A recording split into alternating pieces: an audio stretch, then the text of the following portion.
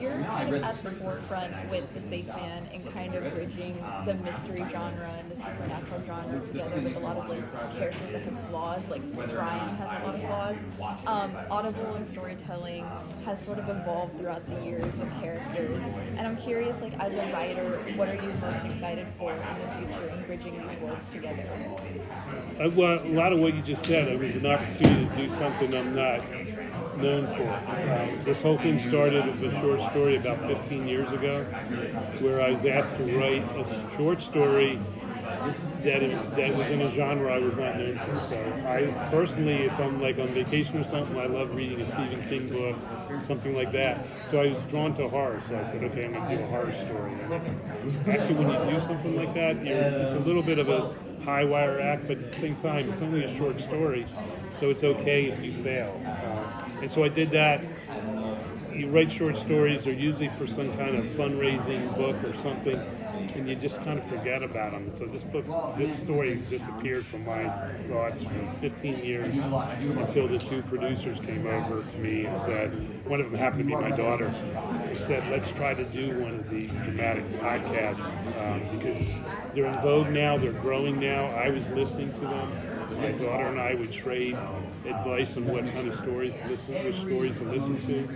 And I remember we bonded over this one called Passenger List, and just loved that one. She loved it, so we reached out to the director and sound designer of that, and he was the first person on the team, and then we kind of went from there. I scripted it, and I don't know how much more I'd like to do a sequel to this. I don't know if you call me on the forefront of that. I doubt I'm on the forefront of anything, but I do like trying new stuff for myself.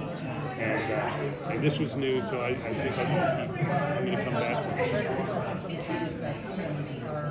Did you find any difficulties developing the story from the short story into the audio drama? Not really. I mean, it was a brave new world. I mean, I knew I had to expand it. We wanted to have at least 8 chapters to it. And in the short story, I think originally it was like 20 pages. So I knew I had to take it further. But again, I felt like I can't fail. This is a new genre. It will either happen or it's not. I would spend some time on it. But usually when I'm doing something different, I get excited about it and get really plugged in, and that's what happened. In this whole thing, the biggest difficulty was getting the rights to that song, Que Sera Sera. And because you got to convince them that this is a legitimate project. Yeah, it's a ghost story, but we're not making fun of your song. It actually has a good underlying, it connects with the theme of what we're doing here, asking questions about fate and things like that. And but that was a long process of just getting that. It was longer getting that song than doing the whole thing. And one of the things I love about this somewhat new genre is the idea that this thing came together so quick. Once we decided to do it, I wrote the scripts fairly quickly.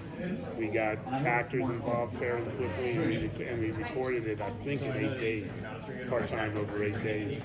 And so I'm used to things that take forever. Like you write a book and it doesn't come out for a year. You write a TV show and then it takes a year to film it and then another year before it comes out. This feels very contemporary to me and very quick. And so you really kind of you get to the level of fulfillment or the level of interaction with people a lot quicker in this new genre for me.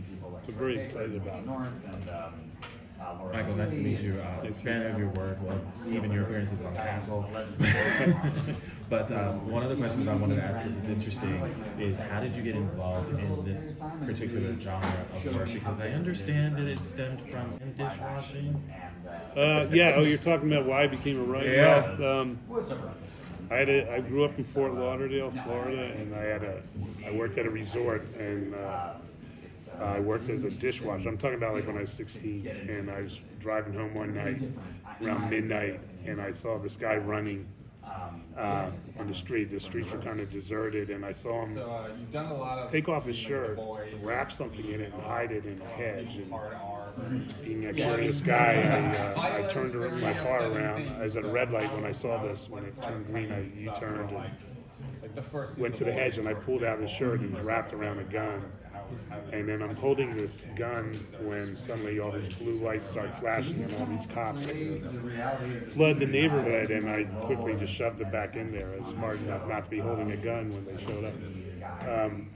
And it turned out there had been a carjacking that had gone bad, and the guy wouldn't give up his car, and he got shot. And so I spent a night in a police station describing the guy, so I was running and hiding it. And I knew nothing about crime or detective stories or anything, but I was so impressed by that night of dealing with detectives that I started reading detective novels and true crime. And that led me to say, hey, I want to try to do this someday. I want to try to write these. So if I had not had that split-second moment where a guy caught my eye, you'd have someone else sitting there. How you doing, Michael? Good. So the eerie tropics of Florida play a significant role in this story. So why did you choose this setting, and how does it enhance the narrative? Well,